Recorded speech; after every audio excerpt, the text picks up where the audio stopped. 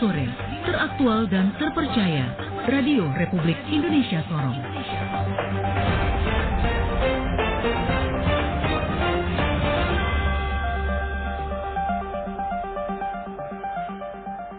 Selamat sore pendengar Radio Republik Indonesia Sorong menyampaikan berita lintas 5 sore edisi hari ini. Di antaranya, KPU Kota Sorong mencatat ada ribuan pemilih yang belum perekaman EKTP.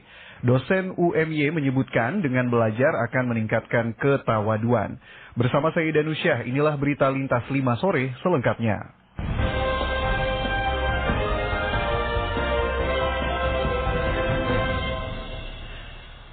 Pendengar, KPU Kota Sorong mencatat ada ribuan pemilih yang belum perekaman EKTP. Selengkapnya dilaporkan Husni Laing. Nah, yang telah melakukan perekaman sekitar 128.000 sekian.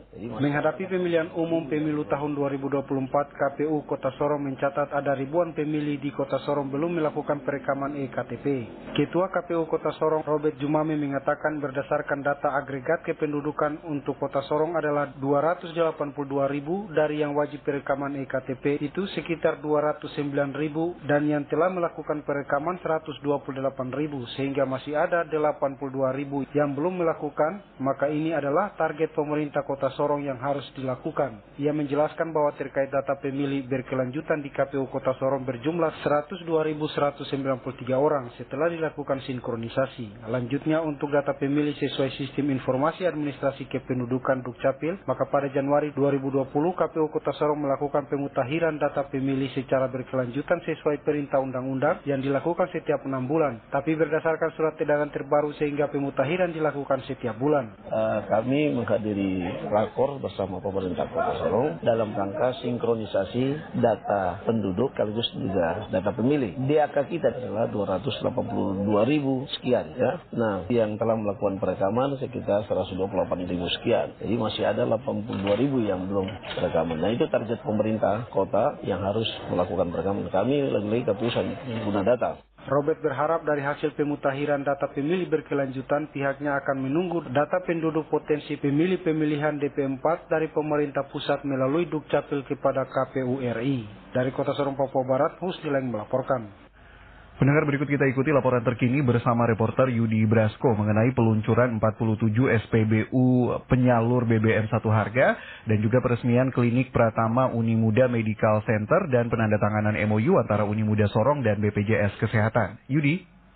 Baik, pendengar terkait dengan pelaksanaan kegiatan BBM satu harga yang dilaksanakan oleh PT Pertamina melalui ataupun instruksi daripada pemerintah sendiri melalui Kementerian SDM, dalam hal ini DBH Migas melaksanakan agenda hari ini adalah launching ataupun peluncuran program BBM satu harga di 47 penyalur baru, SPBU penyalur BBM satu harga yang ada di wilayah Indonesia bagian timur.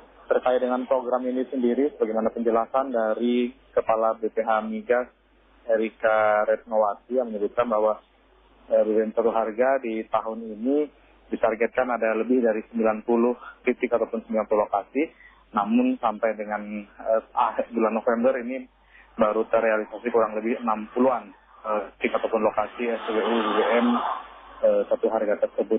Erika berharap dengan adanya pelaksanaan kegiatan ini maka menjawab sudah janji ataupun sila kelima daripada Pancasila, yaitu adalah keadilan sosial bagi seluruh rakyat Indonesia untuk bagaimana energi yang ada di seluruh Indonesia ini bisa dirasakan secara merata dengan harga yang sama di seluruh Indonesia.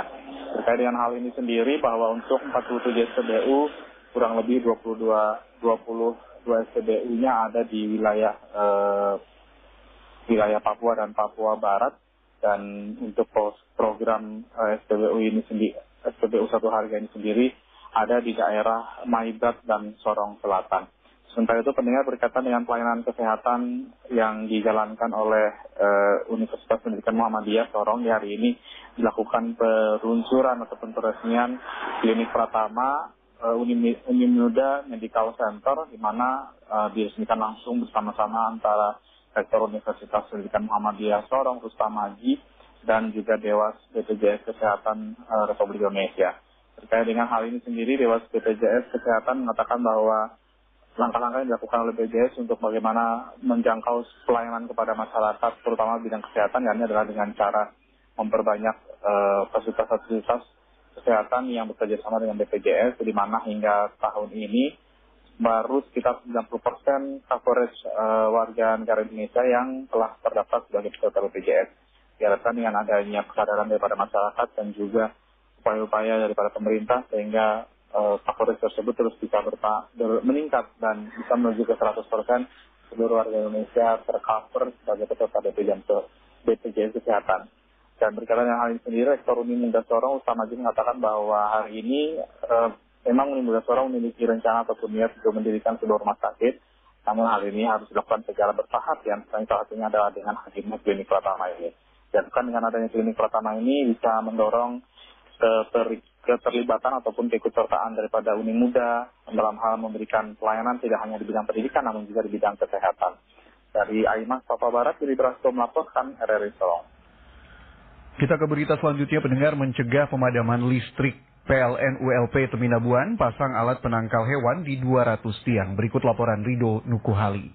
Manajer PLN Unit Layanan Pelanggan ULP Teminabuan Andi Akmal Fadil saat dikonfirmasi RRI menyampaikan pihaknya sedang melakukan pemasangan alat penangkal hewan di 200 tiang listrik. Hal itu bertujuan untuk menghindari pemadaman listrik secara tiba-tiba akibat jaringan listrik yang bersentuhan langsung dengan hewan seperti ular dan kelelawar. Dengan pemasangan alat tersebut diharapkan dapat meminimalisir terjadinya pemadaman sehingga pelayanan kelistrikan bagi masyarakat lebih maksimal. Kita sedang persiapan untuk pekerjaan jaringan listrik serempak di beberapa titik yang memerlukan pemadaman listrik. Pekerjaan ini berupa 200 tiang untuk pemasangan alat penangkal hewan, baik itu penangkal hewan kelelawar dan hewan manjat seperti ular yang biasa manjat melalui tiang. Jadi itu akan bersamaan tersebar di 6 titik. Selain pemasangan alat penangkal hewan, pihaknya juga melakukan pemasangan recloser di daerah Komolin dan pemasangan load break switch atau LBS di distrik Wayar. Ridho Nukuhali, RRI SP Teminabuan. Pendengar, kita ke berita selanjutnya.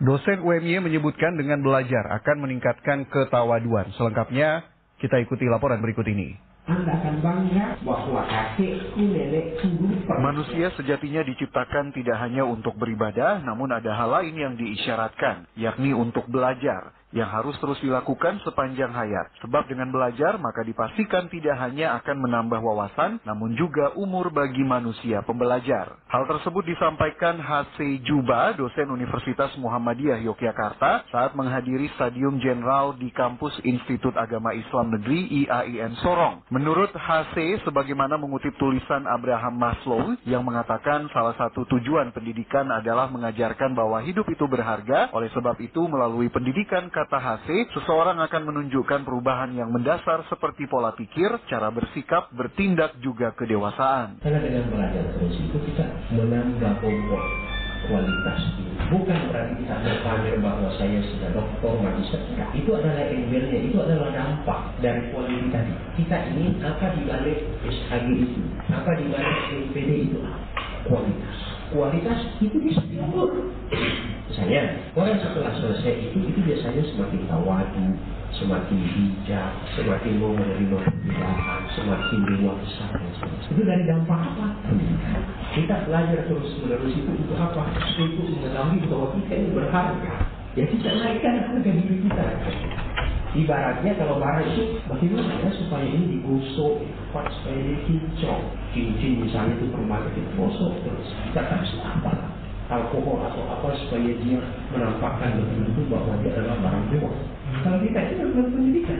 H.C. Juba juga memberikan motivasi kepada mahasiswa pasca sarjana agar dapat menghasilkan karya terbaik, agar dapat terpublikasi pada jurnal dengan reputasi internasional. Dari Sorong, Papua Barat, Danusyah melaporkan. Berita olahraga, pendengar, 20 tim terbaik wilayah Sorong Raya ikut ambil bagian dalam turnamen Safkom ke-14. Kita ikuti laporan selengkapnya. Walau kini ajang turnamen sepak bola di tingkat nasional dihentikan sementara waktu akibat tragedi Kanjuruhan, namun pecinta sepak bola Sorong Raya mulai Sabtu mendatang bisa menikmati permainan berkelas dari tim-tim besar yang ada di wilayah ini dalam perhelatan Safkom ke-14. Presiden Safkom Gusti Sagrim mengatakan, Safcom ke-14 merupakan event pihaknya di akhir tahun.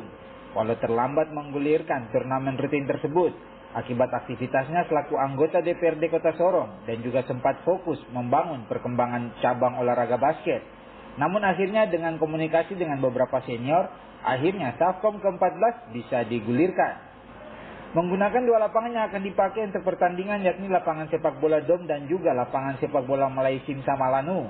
Pihaknya berupaya maksimal agar kedua lapangan itu layak untuk dipakai. Ya, untuk akhir tahun ini memang kita harus jalankan. Kita punya salah satu agenda rutin yaitu Safcom Cup ya.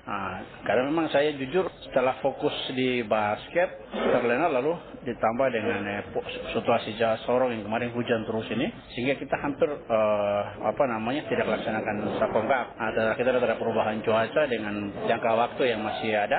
Kemudian kita coba rapat terbatas dengan beberapa senior coach dan kemudian kita memberikan solusi tawaran bahwa kemudian kalau dipaksakan bisa mainkan 2 lapangan, dan teman-teman kemudian setuju walaupun 2 lapangan yang kita gunakan ini benar-benar tidak memadai di luar daripada standar Safcom yang selama ini kita pakai ya. Tapi ya mau bagaimana, anak-anak gairah sepak bola begitu tinggi dan mereka dalam posisi ini bahwa ya apapun kondisi lapangan yang ada hari ini ya kita maksimalkan supaya anak-anak bisa bermain. Jadi walaupun lapangan tadi tidak memadai, tidak standar, tidak sesuai dengan apa yang selama ini Safcom pakai, tapi ya kebutuhan klub untuk event harus jalan, sudah kita jalan. Kita maksimalkan untuk bagaimana benahi yang kurang di lapangan-lapangan tersebut untuk kemudian mempersiapkan semua untuk event. Contoh di Malai Simsa, gawang yang tidak standar dan lebar gawangnya atau yang tidak standar, bahkan dia punya tiangnya sendiri yang tidak standar, kita ganti ya, kita ganti yang standar, bahkan kita bikin yang ukuran yang standar. Lapangannya kita perlebar sedikit, beberapa titik yang menjadi curang langsung kita timbun supaya areal luasannya dapat sama dengan dom. Ada beberapa titik-titik yang kemudian sering tergenang air kalau hujan, kita udah prepare untuk kemudian kirim pasir pada 200-300 karung ke sana untuk mereka lakukan penimbunan ke titik-titik itu supaya benar-benar atlet ini ketika tampil mereka tidak mengalami cedera ataupun hal-hal yang disebabkan oleh lapangan itu. Ajang ini nampaknya juga akan menjadi ajang bergengsi seperti layaknya Super Safcom yang digelar di awal tahun, di mana banyak pemain nasional yang ikut bertanding kala itu. Di ajang ini dipastikan sejumlah pemain kenamaan yang sudah bermain di luar Kota Sorong kembali dipanggil oleh klubnya masing-masing. Sebut saja Brian Fatari dan Elton Maran yang kembali memperkuat Papua Brothers. Kemudian ada Samuel Balinsa dari SB Bola Mania, Ruben Sanadi dan beberapa pemain kenamaan lainnya dipastikan akan ikut serta dalam kompetisi ini. Demikian Putra Purba melaporkan.